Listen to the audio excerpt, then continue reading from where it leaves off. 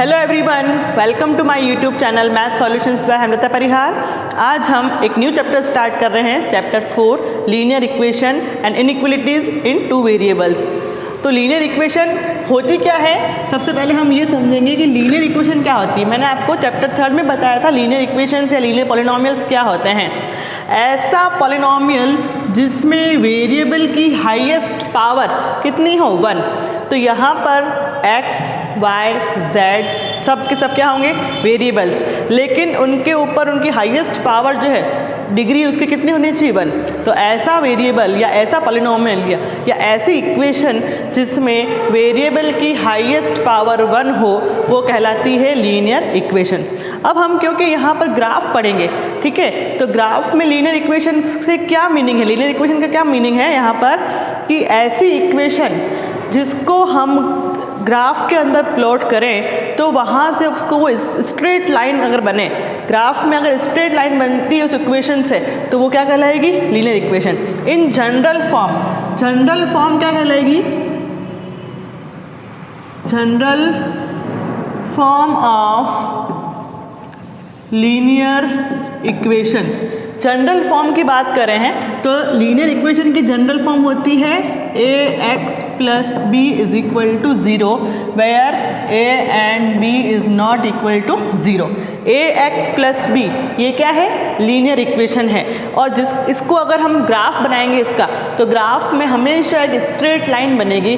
तो straight line अगर बनती है तो वो किसको रिप्रेजेंट कर रही है, लीनियर इक्वेशन को रिप्रेजेंट कर रही है, ठीक है। अब general form of linear equation लिख दी। General form of linear equation जो हमारा चैप्टर का नाम है, इन टू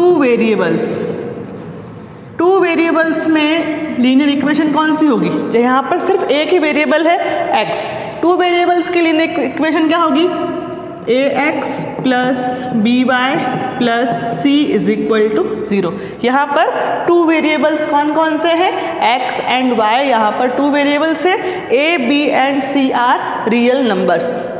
c यहाँ पर कांस्टेंट है, ax और by यहाँ पर वेरिएबल्स है। तो आपको इस चैप्टर 4 में इस टाइप की लीनियर इक्वेशंस के बारे में पढ़ना होगा और इनके आपको ग्राफ बनाने हैं।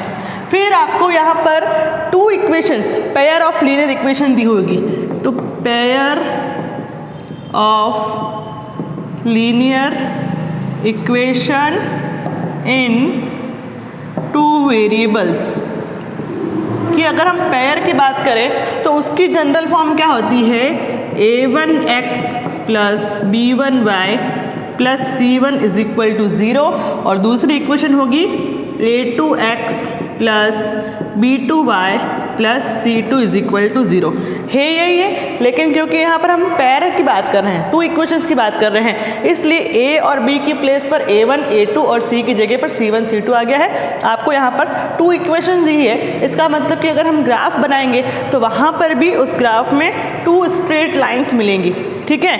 अब आपको कहा जाए कि इसका सॉल्यूशन क्या होगा, तो सॉल्यूशन को चेक करने के लिए पेयर ऑफ लीनियर इक्वेशन के सॉल्यूशंस के लिए आपके पास पे बहुत 3 कंडीशंस है। उन 3 कंडीशंस को आपको यहाँ पर याद रखना है, ठीक है। अब जो हमने अभी पेयर ऑफ लीनियर इक्वेशन पढ़ा था, a1x plus b1y plus c1 is equal to 0 and a2x plus b2y plus c2 is equal to 0।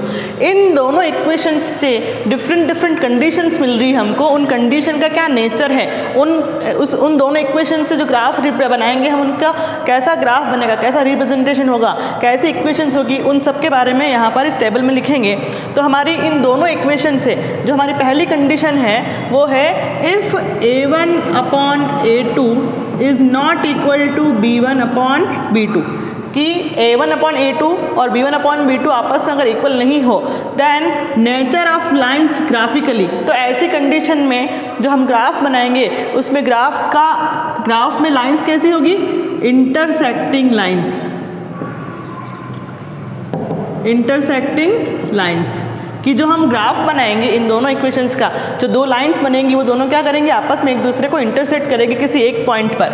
Nature of solution कि ऐसी कंडीशन में इक्वेशंस का सॉल्यूशन किस टाइप का होगा, तो यहाँ पर एक यूनिक सॉल्यूशन मिलेगा हमें,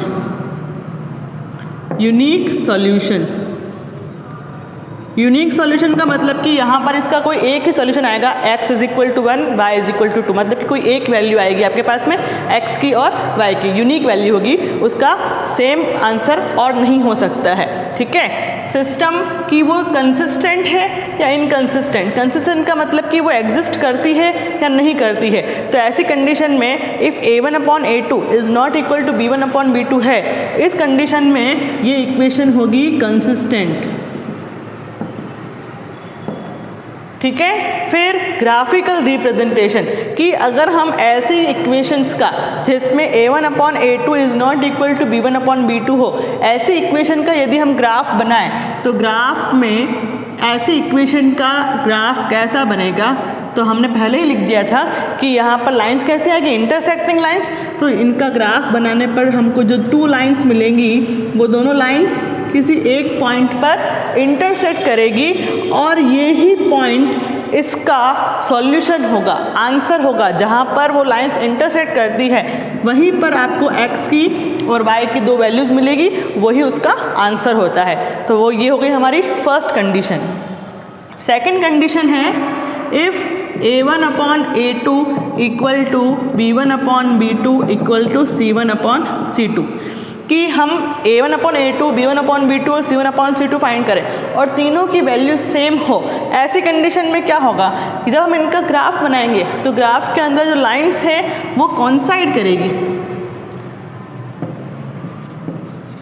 कॉन्साइड लाइंस। कॉन्साइड लाइंस का मतलब क्या होगा कि ओवरलैप करेगी। आपको वहाँ पर जब आप ग्राफ बनाओगे इसका तो वहाँ पर आपको 2 लाइंस नज़र नहीं आके सिर्फ सिंगल लाइन दिखेगी, मतलब कि दोनों लाइंस एक दूसरे पे ओवरलैप करेगी। लाइंस कैसी हैं, कॉन्साइड लाइंस हैं। ठीक है, फिर इसका सॉल्यूशन कैसा होगा ऐसी कंडीशन में जब लाइंस कॉन्साइड कर रही है, इसका मतलब कि हर एक पॉइंट उसका क्या होगा, सॉल्यूशन होगा। इसलिए हम सॉल्यूशन लिखेंगे इसका इनफाइनाइट मैनी सॉल्यूशंस, कि ऐसी कंडीशन में उसके इनफाइनाइट मैनी सॉल्यूशंस होंगे, बहुत सारे सॉल्यूशंस हो सकते हैं, इनफाइनाइट सॉल्यूशंस होंगे।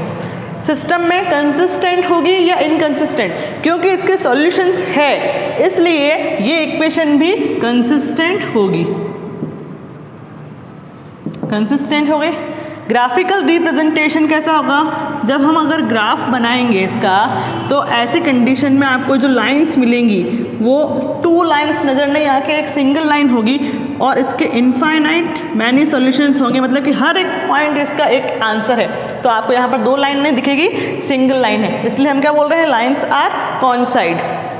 थर्ड कंडीशन है हमारी if a1/a2 is equal to b1/b2 is not equal to c1/c2। a1/a2 और b1/b2 तो आपस में इक्वल है but it is not equals to c1/c2, then nature of lines. ऐसी कंडीशन में लाइंस कैसी होगी, तो यहाँ पर लाइंस कैसी होगी, पैरेलल लाइंस, लाइंस होंगी इसकी पैरेलल। ठीक है, फिर सॉल्यूशन कैसा होगा, इसका कोई सॉल्यूशन नहीं होगा, नो सॉल्यूशन। क्यों नहीं होगा, जब लाइंस आपस में कहीं टच ही नहीं कर रही है तो इसका कोई सॉल्यूशन होगा ही नहीं। यहाँ पर दोनों में क्या हो रहा था, एक में तो इंटरसेक्ट कर रही थी, आपस में क्रॉस कर रही थी, और एक में दोनों लाइंस एक दूसरे पर ओवरलैप थी, इसलिए इसके सॉल्यूशंस थे। यहाँ पर दोनों लाइंस पैरेलल है, इन दोनों का आपस में कोई कनेक्शन ही नहीं है, इसलिए इसका कोई सॉल्यूशन नहीं होगा। ठीक है, फिर सिस्टम में इक्वेशन कंसिस्टेंट है या इनकंसिस्टेंट है, जब इसका कोई सॉल्यूशन ही नहीं है इसलिए ये वाली इक्वेशन क्या होगी, इनकंसिस्टेंट। ये हो गई इनकंसिस्टेंट।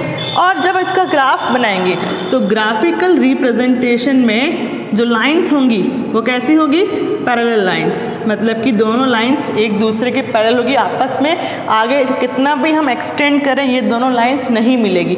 ठीक है, तो ये तीनों कंडीशंस और इनके डिफरेंट प्रॉपर्टीज़ आपको चैप्टर 4 में याद रखनी है। ग्राफ बनाएंगे कैसे, लाइंस इंटरसेक्ट कैसे करेगी, जब a1/a2 नॉट इक्वल होगा b1/b2 के। लाइंस कॉन्साइड कब करेगी, जब तीनों आपस में इक्वल होंगे। और लाइंस पैरेलल कब होगी, if a1/a2 equals to b1/b2 not equals to c1/c2। तो इन कंडीशंस के अकॉर्डिंग ही अपन अपना ग्राफ बनाएंगे। ओके, अब हम स्टार्ट करते हैं हमारे एक्सरसाइज 4.1 जिसका फर्स्ट क्वेश्चन है on comparing the ratios a1/a2, b1/b2 and c1/c2 find out whether the following pair of linear equations are consistent और इनकंसिस्टेंट। आपको चेक करना है यहाँ पर कि ये जो इक्वेशंस गिवन है वो कंसिस्टेंट है या इनकंसिस्टेंट। तो मैंने अभी आपको उस टेबल में बता दिया था कि इक्वेशन कब कंसिस्टेंट होती है और कब इनकंसिस्टेंट होती है, तो उन कंडीशंस के अकॉर्डिंग ही आपको यहाँ पर सॉल्यूशन फाइंड करना है। तो हम सबसे पहले यहाँ पर इक्वेशंस के a1, a2, b1, b2 और c1, c2 की वैल्यूज़ फाइंड करेंगे। फर्स्ट क्वेश्चन है 2x - 3y = 8 and second equation है इसकी 4x - 6y = 9। तो यहाँ पर a1/a2 का मतलब x का कोफिशिएंट, b1/b2 का मतलब y का कोफिशिएंट और c1/c2 का मीनिंग क्या होगा, जो कांस्टेंट टर्म है वो। तो यहाँ पर a1/a2 = है 2/4। फिर 2/4 को हम कैंसिल करेंगे तो ये हो जाएगा 1/2। a1/a2 कितना हो गया, 1/2। फिर b1/b2 -3 और -6, माइनस से माइनस कैंसल एंड 3 1 जा 3 एंड 3 2 जा 6, तो ये भी आ गया 1/2। और c1/c2, c1/c2 कितना है 8/9। तो हमने यहाँ पर a1/a2, b1/b2 और c1/c2 वैल्यू फाइंड कर दी इन तीनों की। अब हम देखते हैं कि a1/a2 और b1/b2 तो इक्वल है but it is not equals to c1/c2। तो हमारी कौन सी वाली कंडीशन लग रही है, थर्ड वाली कंडीशन। तो आप लिखेंगे since a1/a2 = b1/b2 but it is not equal to c1/c2, so equation is consistent होगी या इनकंसिस्टेंट। पहली दो कंडीशन में कंसिस्टेंट है और लास्ट वाली कंडीशन में इक्वेशन इनकंसिस्टेंट है, तो इक्वेशन इज इनकंसिस्टेंट।